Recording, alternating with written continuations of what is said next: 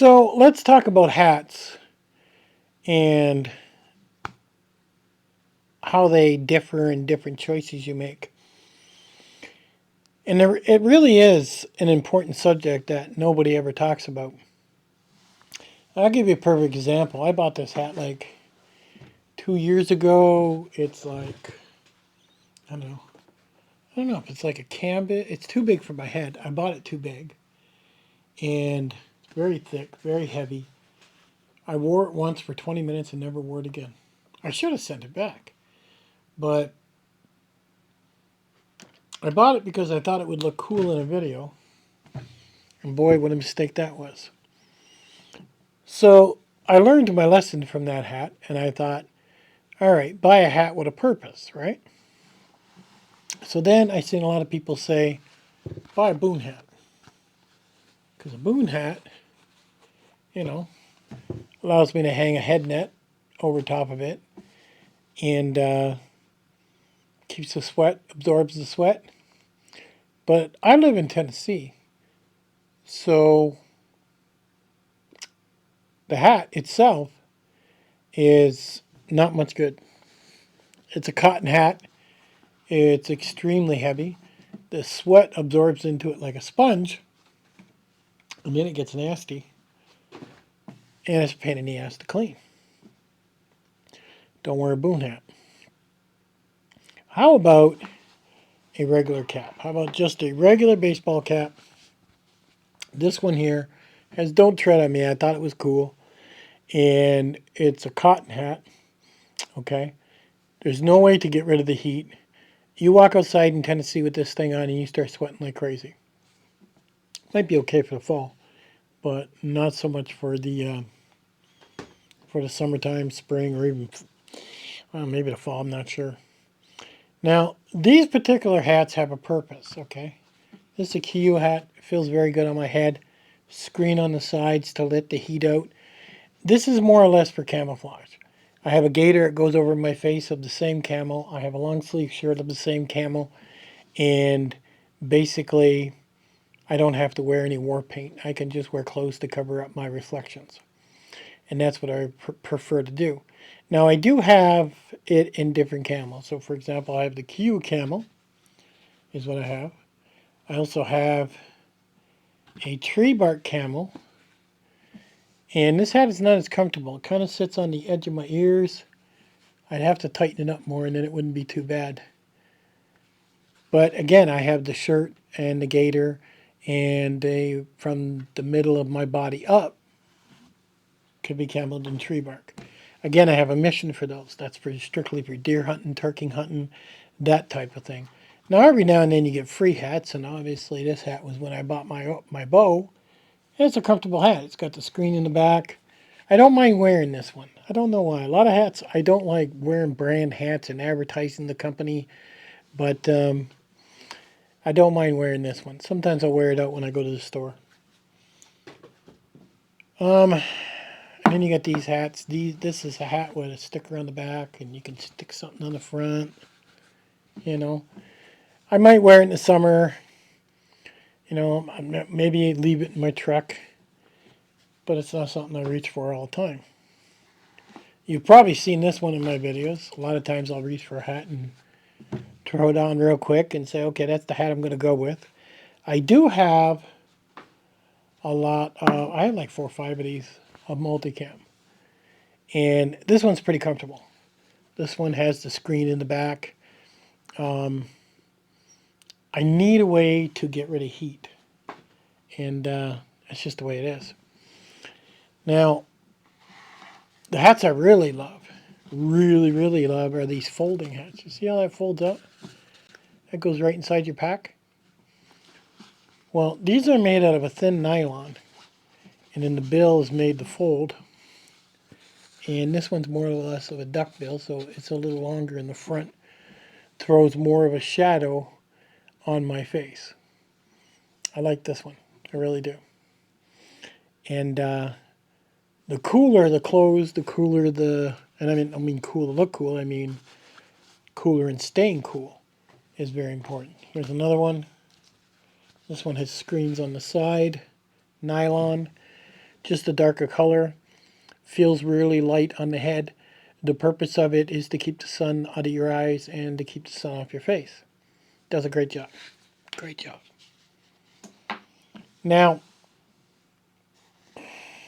the newest hat that I purchased lately is this one. Now this one is pretty tricky. This one has a veil in the back, okay, and it has a veil in the front. Now what's nice about this hat that I really like about this hat, okay, the veil, all right, drapes over my back and protects my neck. So I'm not going to get a sunburn. Now this thing just snaps on and off, so I can snap this off, but it also forms as a bug protection. So it's all one unit. It drapes over my back here, over my ears, and it prevents my back and my ears from getting sunburned. And this is very, very, very important. And this is the one I carry in my backpack anymore.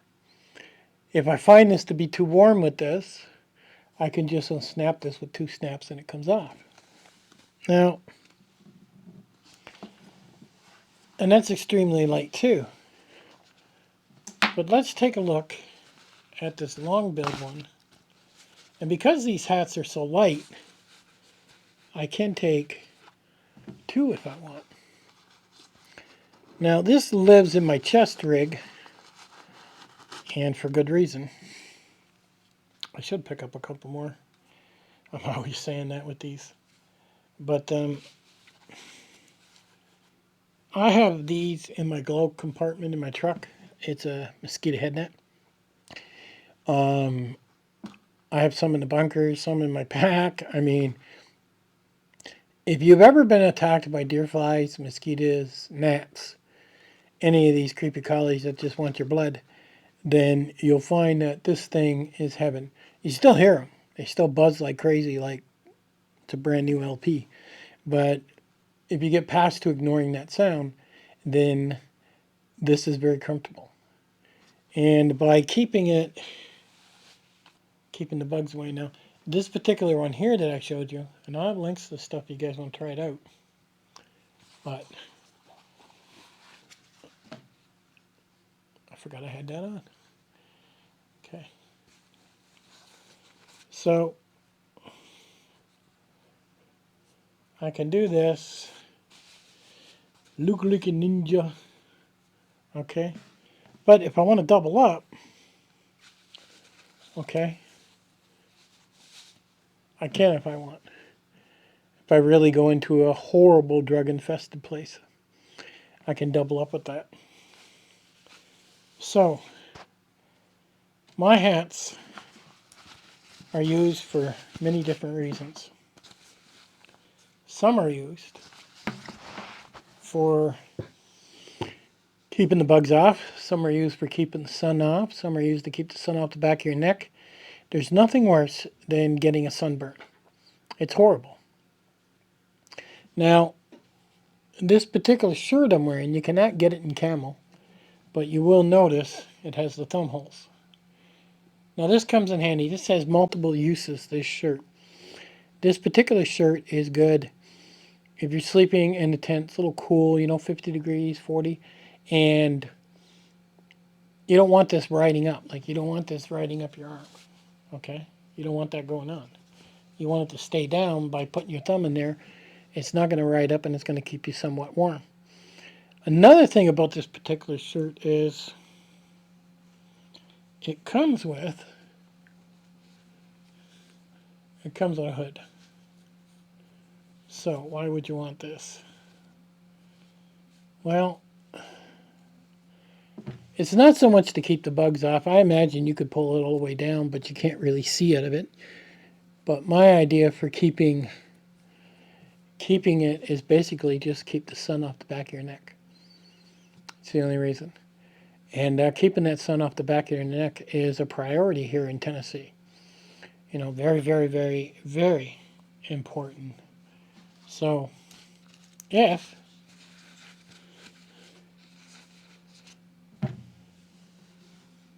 you are dealing with heat, sun, bugs. Very, very important. Now, I wear one style of pants, maybe because I'm a guy. I wear nylon pants. I'll have a link in the bottom. They're like about 60 bucks. But I wear them every day. I wear them hiking. I just love them to death. They fit me perfect. I don't need a belt with them because they have elastics on each side, which comes in handy when I put my pack on. They come in a few different colors, green, grays, that type of color. I wear darn tough socks. It's the only socks I've ever worn. So really, my wardrobe is pretty limited except for whatever shirts I buy. And hats. My shirt and hats are changing on a constant basis. And that's pretty much key. But I can't stress enough, like these particular hats that fold down that are super light. I mean, I can take 2 or 3 of these hats in my backpack. There's no weight to them at all. This particular shirt I'm wearing, it's all polyester. It wicks away the sweat. It really has no weight to it. I own 4 or 5 of these. I can take 3 of these and throw them in my pack and have a change of shirt every day for 3 nights if I want. And there's no real weight penalty to them. Another reason I like them is I have a video where I'd gotten poison oak. And I noticed since I've been in Tennessee, compared to when I used to live in Canada, there's more poison ivy and more poison oak here than you shake a stick at. It grows like wildfire here. I've gone through areas to where I've identified the poison oak or the poison ivy, and it's the forest floor is just covered in it, literally. And immediately, if I don't have my hiking poles, I'll cut myself a staff, and before I even go through it. Because can you imagine falling in that? Can you imagine walking through, getting tied up on some vines or something, and you fall face down into this stuff? Now, with a long sleeve shirt on, okay, so what would end up getting poison ivy? Probably a little bit on my hands and my face. Now, the first thing you want to do if I was to fall in that, because I have identified it, is get myself over to a creek or something and wash or start dumping a little water on my face, some soap, and wash my hands and face down. If you do that within 4 hours, chances are it won't, infect into your body. But I've gone through areas that are just covered in it. And it's crazy. When you're on trail, then it's not bad because they cut the trails, they put signs up, they warn you. But when you go off trail, you are going into poison ivy. You're going into poison oak. That's all there is to it. Doesn't matter. So one of the first things you should do is learn how to identify it. But even when you identify it and you're good at it, like I am, at one outing, I just got lazy, didn't even think about looking for it. I had water on the mind, and I was trying to go down this hill to try and get some water, and all I did was brush up against some poison oak and got it. It's that easy, that quick. So a long sleeve shirt is what you should be wearing out in the bush. A lot of times I'll wear a short sleeve shirt, I'm changing that now. But my clothes are extremely light, but they aren't expensive. Like this shirt was like, I don't know, 20 bucks. I mean, it really wasn't that expensive. And it has the long sleeves, it has the thumbs through it, it has the hood, it's polyester, it wicks away the sweat quick. It will turn around and keep the bugs off you, keep the poison ivy off you. It serves so many purposes, it's unbelievable. This is your shield of armor. And you want to make sure that you're pretty good and shielded up. A good hat with, something covering up the back of your neck. This is my go-to hat. A lot of people wear a boonie with a shemagh. I find that stuff too heavy. The lighter the hat, the better. When these hats get soaking wet from sweating, and they do, believe me. I mean, that's just nylon with some screen on the side. I just take that, throw that in the water, wring it out a couple times, and hang it over a branch. Within 20 minutes, it's dry, and the sweat's out of it. Compared to having a cotton hat or any of these other really thick hats, it's not a must. So really consider the type of hat you want to pick up. And this particular hat here I bought is, UPF 60. They've treated them and everything else for ultraviolet rays and stuff. So I'll have a link to some of this stuff, even a link to my pants I wear.